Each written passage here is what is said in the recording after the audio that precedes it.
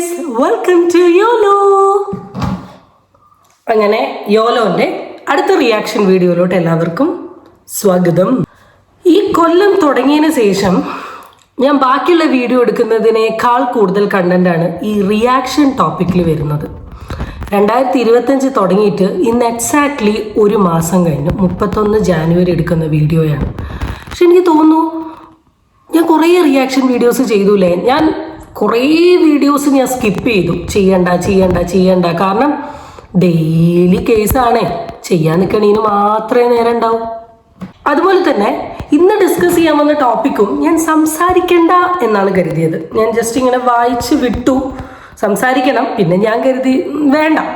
പക്ഷേ ഇന്നലെ രാത്രി കുറച്ച് വൈകി, അല്ലെങ്കിൽ ഇന്ന് രാവിലെ ആയിട്ട് ആ കേസിൻ്റെ ചില നിർണായകമായ കാര്യങ്ങൾ വന്ന സമയത്ത് I just want to discuss about it, അല്ലെങ്കിൽ ഒന്ന് സംസാരിക്കണമെന്ന് എനിക്ക് തോന്നി. അതിൻ്റെ ഭാഗമായിട്ടാണ് നമ്മളുടെ ഇന്നത്തെ video. Moving to the case. നിങ്ങളെല്ലാവരും കൺഫ്യൂസ്ഡ് ആയിരിക്കും ഏതാ കേസ് എന്ന്, കാരണം അത്രയ്ക്ക് ഉണ്ടല്ലോ. അപ്പോൾ നമ്മുടെ ഇന്നത്തെ വിഷയം എന്താണെന്ന് വെച്ചാൽ, ബാലരാമപുരത്ത് 2.5 വയസ്സുകാരിയുടെ മരണവുമായി സംബന്ധിച്ചിട്ടുള്ളൊരു കേസുണ്ട്. അമ്മാവനെ പിടിച്ചു, അമ്മാവൻ ഇതുമായിട്ട് സഹകരിക്കുന്നില്ല, അങ്ങനെ എന്തൊക്കെയൊക്കെയോ വാർത്തകൾ ഇപ്പം ഇങ്ങനെ പോയിക്കൊണ്ടിരിക്കുന്നുണ്ട്. ഇതൊക്കെ തന്നെ കേസ്. എന്താന്ന് വെച്ചാൽ, ബാലരാമപുരം 2.5 വയസ്സുകാരി കുട്ടീനെ കാണാനില്ല എന്ന് പറഞ്ഞൊരു കേസ് കൊടുക്കുന്നു. അങ്ങനെ പോലീസ് വന്ന് നോക്കുന്ന സമയത്ത് കിണറ്റിൻ്റെ ഉള്ളിൽ നിന്ന് കുട്ടീനെ കണ്ടുകിട്ടുന്നു. ഇപ്പം കേസിൽ സംശയമുള്ളത് കുട്ടീൻ്റെ അച്ഛൻ, അമ്മ, മുത്തശ്ശി, അമ്മാവൻ. കാരണം ഇവരാണ് ആ വീട്ടിലുണ്ടായിരുന്നത്. പെൺകുട്ടിയുടെ അച്ഛനും അമ്മയും, അമ്മേൻ്റെ പേര് ശ്രീതു, അമ്മയും അച്ഛനും നല്ല അടുപ്പത്തിലുള്ള ബന്ധമൊന്നും ആയിരുന്നില്ല. അവർ തമ്മിൽ എന്തൊക്കെയോ കുറേ പ്രശ്നങ്ങളുണ്ട്. അങ്ങനെ അച്ഛനും അമ്മയും സെപ്പറേറ്റഡ് ആയിട്ടാണ് നിൽക്കുന്നത്. അപ്പം അമ്മയും മുത്തശ്ശിയും എന്ന് വെച്ചാൽ കൊച്ചിൻ്റെ മുത്തശ്ശിയും പിന്നെ ഈ ശ്രീതുയുടെ സഹോദരനും കൂടി ഒരുമിച്ചൊരു വീട്ടിലാണ് താമസിക്കുന്നത്. അപ്പോൾ ഈ ശ്രീതുവിന് ഈ 2.5 വയസ്സുള്ള കൊച്ചല്ലാണ്ട് 8 വയസ്സുള്ള ഒരു കുട്ടിയും കൂടി ഉണ്ട്. അങ്ങനെ ഒരു ദിവസം കുട്ടീനെ കാണുന്നില്ല എന്നുള്ള ന്യൂസ് കൊടുക്കുന്നു. അങ്ങനെ കുട്ടീനെ കിണറ്റിൽ നിന്ന് കിട്ടുന്നു. അതിനുശേഷം പോലീസുകാർ വരുന്നു, ന്യൂസ്, കാര്യങ്ങൾ. മെയിനായിട്ട് ഇതൊരു സംശയത്തിലോട്ട് പോകാൻ 2.5 വയസ്സുള്ള കുട്ടിക്ക് എളുപ്പകരമായി നടന്നു വന്ന് കിണറ്റിലോട്ട് ചാടാനുള്ള കഴിവില്ല. അപ്പോൾ എന്തെങ്കിലും ഒന്ന് അവിടെ സംഭവിച്ചിട്ടുണ്ടാവണം. അങ്ങനെയാണ് ഒരു സംശയം വന്നത്. ഓഫ് കോഴ്സ് ആ കേസ് കേൾക്കുന്ന ആർക്കാണെങ്കിലും സംശയം വരും. അങ്ങനെ പിന്നെ സംസാരം, ഡിസ്കഷൻ, കാര്യങ്ങളൊക്കെ നടന്നു. അപ്പോൾ 2 ഒപ്പീനിയൻ പറഞ്ഞു. കുട്ടി എൻ്റെ കൂടെയല്ല കടന്നത്, കുട്ടി അച്ഛൻ്റെ കൂടെ കടന്നു എന്ന് പറഞ്ഞു. അപ്പം ഞാൻ നേരത്തെ പറഞ്ഞു, ഈ അച്ഛനും അമ്മയും നല്ലൊരു സ്മൂത്ത് റിലേഷൻഷിപ്പിലല്ലെങ്കിലും അവരുടെ ഫാമിലിയിൽ ഒരാൾ മരിച്ചതിൻ്റെ ഭാഗമായിട്ടുള്ള 16 ചടങ്ങ് അറ്റൻഡ് ചെയ്യാൻ വേണ്ടിയിട്ട് അച്ഛൻ വന്നിരുന്നു. അപ്പം അച്ഛൻ്റെ കൂടെയാണ് കടന്നത് എന്ന് പറഞ്ഞു. അങ്ങനെ ഈ അച്ഛനെയും ഈ അമ്മേനെയും അമ്മേൻ്റെ ആങ്ങളേനെയും പിന്നെ മുത്തശ്ശീനെയും വിളിച്ചിരുത്തി പോലീസുകാർ ചോദ്യം ചെയ്യാൻ തുടങ്ങി. അങ്ങനെ ചോദ്യം ചെയ്ത് 4 അടുത്തും ചോദ്യം ചെയ്ത സമയത്ത് നമ്മുടെ അമ്മയും അമ്മേൻ്റെ സഹോദരനും പറയുന്ന മറുപടിയിൽ കുറച്ച് വ്യത്യാസങ്ങൾ തോന്നി. അങ്ങനെയാണ് ഈ കേസ് ഇൻവെസ്റ്റിഗേഷൻ സ്റ്റാർട്ട് ചെയ്യുന്നത്. പിന്നെ അവരുടെ വീട്ടിൽ പരസ്പര ബന്ധമില്ലാത്ത അല്ലെങ്കിൽ അസ്വാഭാവികത കാണിക്കുന്ന 3-4 കാര്യങ്ങളും കൂടെ നോട്ട് ചെയ്തിരുന്നു. ഒന്ന്, കുട്ടിയുടെ ഒരു ബെഡ്റൂമിൻ്റെ ഉള്ളിൽ പകുതി ചുമരിൻ്റെ ഭാഗം കത്തിയതായിട്ട്, എന്നാൽ അതിൻ്റെ ഉള്ളിൽ തന്നെ മണ്ണെണ്ണയുടെ സ്മെല്ല് ഉണ്ടായിരുന്നു. പിന്നെ ആത്മഹത്യ ചെയ്യാൻ ശ്രമിക്കുന്നത് പോലെ കുറച്ച് കയറ് കണ്ടിരുന്നു. ഇങ്ങനത്തെ കുറച്ച് കാര്യങ്ങളും കൂടെ അവിടെ ഉണ്ടായിരുന്നു. അപ്പോൾ ഒരുമാതിരി ഒരു കൂട്ട ആത്മഹത്യയൊക്കെ ക്രിയേറ്റ് ചെയ്യാൻ വേണ്ടിയിട്ട് ചെയ്തിട്ട കുറേ ഡ്രാമാസൊക്കെ. അതൊക്കെ വിട്, അതൊന്നുമില്ല കേസ്. അങ്ങനെ കുട്ടി മരിച്ചതുമായി, കുട്ടി എന്തായാലും ഒറ്റയ്ക്ക് ആവില്ല എന്ന് മനസ്സിലായി. ഇവർ ചോദ്യം ചെയ്തു. അമ്മാവൻ്റെയും അമ്മയുടെയും ഭാഗത്ത് അല്ലെങ്കിൽ അവർ സംസാരിക്കുന്നതിൽ പരസ്പരം വ്യത്യാസങ്ങൾ കണ്ടു. അങ്ങനെ ഇൻവെസ്റ്റിഗേഷൻ ഫ്രണ്ടോട്ട് പോയി. അങ്ങനെ പിന്നെ അമ്മാവൻ്റെ സ്വഭാവവും സംസാരവും, ഇപ്പോൾ ഒരു കള്ളത്തരം പിടിച്ചുകൊണ്ട് നിൽക്കുമ്പോൾ നമ്മളുടെ സ്വഭാവത്തിലൊക്കെ ഒരു വ്യത്യാസം വരുമല്ലോ. ഈ വ്യത്യാസം വരുന്നത് പോലീസ് നോട്ട് ചെയ്തു. അങ്ങനെ പോലീസിന് മനസ്സിലായി അമ്മാവനിൽ തകരാറുണ്ട്. അങ്ങനെ അമ്മാവൻ്റെ ഫോൺ ചെക്ക് ചെയ്ത സമയത്ത് അമ്മാവനും കുട്ടിയുടെ അമ്മ ശ്രീതുവുമായിട്ടുള്ള ഒരു ഏട്ടൻ അനിയത്തി ബന്ധമല്ലാത്ത രീതിയിലുള്ള ചില ചാറ്റുകൾ പോലീസ് കയ്യോടുകൂടി പൊക്കി. അപ്പോൾ പിന്നെ പ്രത്യേകിച്ചൊന്നും പറയാനില്ലല്ലോ. അമ്മാവൻ അഡ്മിറ്റ് ചെയ്തു, ഞാനാണ് കുട്ടീനെ കൊണ്ടുപോയി കിണറ്റിൽ ഇട്ടത്. അതിന് എന്തുകൊണ്ട് കുട്ടീനെ കൊണ്ടുപോയി കിണറ്റിൽ ഇട്ടു എന്ന് ചോദിച്ചപ്പോൾ 2 കാര്യങ്ങളാണ് അമ്മാവൻ മെയിനായിട്ട് പറഞ്ഞത്. ഒന്ന്, ഈ സഹോദരിയുമായിട്ടുള്ള ബന്ധത്തിന് കുഞ്ഞൊരു ശല്യമാണ് എന്ന് തോന്നി. അതാണ് ആദ്യത്തെ കാര്യം.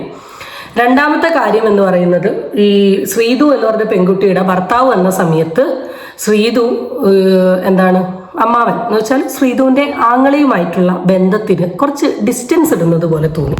അപ്പം ശ്രീധുവിനോടുള്ള വൈരാഗ്യത്തിൻ്റെ പുറത്ത് കുഞ്ഞിനെ കൊണ്ടുപോയി കളഞ്ഞു. എനിക്ക് തന്നെ കുറച്ച് നാണക്കേട് തോന്നുന്നു. എന്നാലും അതിൻ്റെ ഫർദർ ഇൻവെസ്റ്റിഗേഷൻ പോയിക്കൊണ്ട് നിൽക്കുന്നുണ്ട്.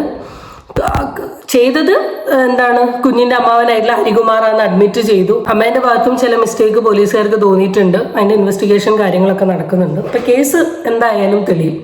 പല നാൾ കള്ളൻ ഒരു നാൾ പിടിയിലെന്ന് കേട്ടിട്ടില്ല. എന്തൊക്കെ തോന്നിവാസം ഒപ്പിച്ചിട്ടുണ്ടെങ്കിലും പിടിക്കപ്പെടും ഈ ലോകത്ത്. പിന്നെ എന്തിനാണ് ഇങ്ങനത്തെ മണ്ടത്തരങ്ങൾ ചെയ്യുന്നതെന്നാണ് ഞാൻ എപ്പോഴും ആലോചിക്കുന്നത്. കേസ് കൂടെ പറയാനുള്ള കുറച്ച് പ്രധാനപ്പെട്ട കാര്യങ്ങൾ, അല്ലെങ്കിൽ എല്ലാവരും ശ്രദ്ധിക്കേണ്ട, എൻ്റെ റിയാക്ഷൻ വീഡിയോസ് അറിയുന്ന ആൾക്കാർക്ക് അറിയാലോ, നിങ്ങൾ ഫോക്കസ് ചെയ്യേണ്ട കുറച്ച് കാര്യങ്ങളാണ് എനിക്ക് സംസാരിക്കാനുള്ളത്. നോ പറയേണ്ട സ്ഥലത്ത് നോ പറഞ്ഞേ പറ്റൂ. ഇവിടെ ഈ സമൂഹത്തിൻ്റെ ഏറ്റവും വലിയ പ്രശ്നം എന്താണെന്ന് വെച്ചാൽ, നമ്മുടെ ലൈഫിലുള്ള പല കാര്യങ്ങൾക്കും നോ പറയാനും സ്റ്റോപ്പ് ചെയ്യാനും അറിയില്ല. ലാസ്റ്റ് ഒരിക്കലും ആ കുരുക്കിൽ നിന്ന് രക്ഷപ്പെടാൻ പറ്റില്ല എന്ന് തോന്നുന്ന സമയത്താണ് കുറേ ആൾക്കാർ ചെന്നിട്ട് നോ പറയാനും സ്റ്റോപ്പ് ഇടാനും നിൽക്കുക. അങ്ങനെ ആയിട്ടുണ്ടെങ്കിൽ ഈ സ്റ്റോപ്പ് നോയും ഒന്നും എത്തൂല. നിങ്ങളുടെ പേഴ്സണൽ ആയിട്ടുള്ള ആഗ്രഹങ്ങൾക്കും ഇഷ്ടത്തിനും വേണ്ടി മറ്റൊരാളുടെ ജീവിതം സ്പോയിൽ ചെയ്യുക എന്ന് പറഞ്ഞ്, ശരിക്കും പറഞ്ഞാൽ എനിക്ക് ഈ വാർത്ത കേട്ടപ്പോൾ ഞാനിങ്ങനെ ആലോചിക്കുന്നത്, ഒരു മനുഷ്യ സ്ത്രീ ആണോ എന്നാണ് ഞാൻ ആലോചിക്കുന്നത്. ഒരു ചെറിയ പൂച്ചക്കുട്ടി റോട്ടിൽ ചത്ത് കിടക്കുന്ന കണ്ടാൽ പോലും നമുക്ക് മനസ്സുകൊണ്ട് ഭയങ്കര വിഷമം വരും. പട്ടിക്കുട്ടിയാണെങ്കിലും അല്ലെങ്കിൽ ചെറിയൊരു കിളിയാണെങ്കിലും പൂമ്പാറ്റയാണെങ്കിലും കണ്ടാൽ തന്നെ ഓടിപ്പോയി എടുക്കും. ആ ഒരു വ്യക്തി സ്വന്തം കുഞ്ഞിനെ കൊല്ലാൻ പറ്റുക എന്ന് പറഞ്ഞാൽ അവരുടെ മൈൻഡൊക്കെ അത്രത്തോളം മാനസികമായി ബാധിച്ചു നിൽക്കുന്ന ആൾക്കാരാണ്.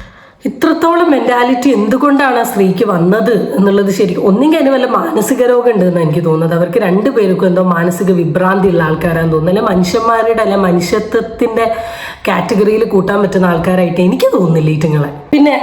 പിന്നെ പറയേണ്ട ഒരു കാര്യം, കല്യാണം കഴിച്ച് ഭാര്യയും ഭർത്താവും ലൈംഗിക ബന്ധത്തിൽ ഏർപ്പെടാണ്ടോ നിൽക്കുക, അതൊക്കെ നിങ്ങളുടെ പേഴ്സണൽ ഇഷ്ടമാണ്. അതിനെപ്പറ്റി ഒന്നും നമ്മൾ പറയുന്നില്ല. പക്ഷേ നിങ്ങളൊരു കുട്ടിക്ക് ജന്മം കൊടുക്കുന്ന സമയത്ത് ആ കുട്ടീനെ നന്നായി വളർത്തിക്കൊണ്ട് വരിക എന്നുള്ളത് ആ ജന്മം കൊടുത്ത ആൾക്കാരുടെ ഉത്തരവാദിത്തമാണ്. ഞാൻ ഈ ഒരു ന്യൂസിൻ്റെ കേസിൽ മാത്രമല്ല പറഞ്ഞത്, ഞാൻ ഒരുപാട് ന്യൂസുകൾ ഞാൻ കേട്ടിട്ടുണ്ട്. എല്ലാ ന്യൂസിനെ ബേസ് ചെയ്തിട്ടുമാണ് ഞാൻ ഈ ഒരു കാര്യം സംസാരിക്കുന്നത്. കാരണം മിക്ക ന്യൂസിലും കാണുന്നതാണ്, കാമുകൻ്റെ കൂടെ പോകാൻ വേണ്ടിയിട്ട് കുട്ടീനെ വലിച്ചെറിഞ്ഞു, കുട്ടീനെ തലയിടിച്ച് കൊന്നു, ശ്വാസം മുട്ടിച്ച് കൊന്നു, വിഷം കൊടുത്തു കൊന്നു. എന്തിനാണ് ഇത് ചെയ്യുന്നത്? കുട്ടികൾക്ക് ജന്മം കൊടുക്കാൻ വേണ്ടി പ്രാർത്ഥിച്ച് ആഗ്രഹിച്ച് നിൽക്കുന്ന ഒരുപാട് ആൾക്കാരില്ലേ ഈ ലോകത്താണ് സ്വന്തമായിട്ടുണ്ടായ കുട്ടീനെ കൊണ്ടുപോയി കൊല്ലുന്നത്. ഇന്നത്തെ മനുഷ്യന്മാരുടെ സ്വഭാവവും ആറ്റിറ്റ്യൂഡും ഒക്കെ ഭയങ്കര മാറിയിട്ടുണ്ട്. അത് എന്താ പറയുക, നമ്മൾ പറയുന്നതാണ് ഈ ഫ്രണ്ടൽ ലോബ് എന്ന് പറയുന്ന ഒരു ഭാഗമുണ്ട്, അതാണ് മനുഷ്യനായി നിർത്തുന്നത് എന്ന് പറയും. ഇപ്പോൾ ഈ ബുദ്ധി, വിവേകം, വിവരം എന്നൊക്കെ പറയുന്ന സാധനം, ഇതൊക്കെ അങ്ങ് പോയിട്ടുണ്ടെങ്കിൽ നമ്മളൊക്കെ ശരിക്കും പറഞ്ഞാൽ മനുഷ്യ മൃഗത്തിന് സമാണെന്ന് പറയേണ്ട കുറേ കേസസ് ആണ് ഇപ്പോൾ റീസെൻ്റ്ലി കണ്ടുകൊണ്ടിരിക്കുന്നത്. നിങ്ങളെല്ലാവരും ഇത്ര ആലോചിച്ചാൽ മതി, പല നാൾ കള്ളൻ ഒരു നാൾ പിടി. എന്തൊക്കെ തോന്നിവാസങ്ങൾ കച്ചറ ചെയ്താലും ഒളിപ്പിച്ച് വെച്ചാലും മറച്ചു വെച്ചാലും ലൈഫിൽ ഏതെങ്കിലും ഒരു പോയിന്റ്, ഒരു സെക്കൻഡ് അല്ലെങ്കിൽ എന്തെങ്കിലും ഒരു തെളിവ് അവിടെ ഉണ്ടാവും. എന്ത് പറഞ്ഞിട്ടും കാര്യമില്ല. കുറച്ചെങ്കിലും മനസ്സിലാക്കാൻ പറ്റുന്ന അല്ലെങ്കിൽ ഒരു മനുഷ്യത്വമുള്ള ഒരു വ്യക്തിയാണെങ്കിൽ അവർക്കിങ്ങനെ ചെയ്യാൻ പറ്റില്ല. അല്ലാണ്ട് ഇങ്ങനത്തെ ആളോട് എന്ത് പറഞ്ഞിട്ടും ഒരു കാര്യമില്ല. ചുറ്റുള്ള ആൾക്കാരെയൊക്കെ നമ്മൾ കാണേണ്ടിയിരിക്കുന്നു. Kerala the God's own country എന്ന് മാറിയിട്ട് വേറെ എന്തെങ്കിലും പേരിടേണ്ട സമയമായി എന്നാണ് തോന്നുന്നത്. ഇവിടെ കൊണ്ട് ഈ വീഡിയോ അവസാനിക്കുന്നില്ല. കാരണം ഇനിയും ഒരുപാട് കേസുകൾ വരും. ഒന്നെങ്കിൽ ഇത്രമേൽ അല്ലെ ഇതിനപ്പുറം കേസുകൾ ഇനിയും കാണേണ്ടി വരും. ഒരു മാറ്റം ഉണ്ടാവില്ല എന്ന് എനിക്ക് 100% വിശ്വാസമുണ്ട്. ഇത്രയേ പറയാനുള്ളൂ.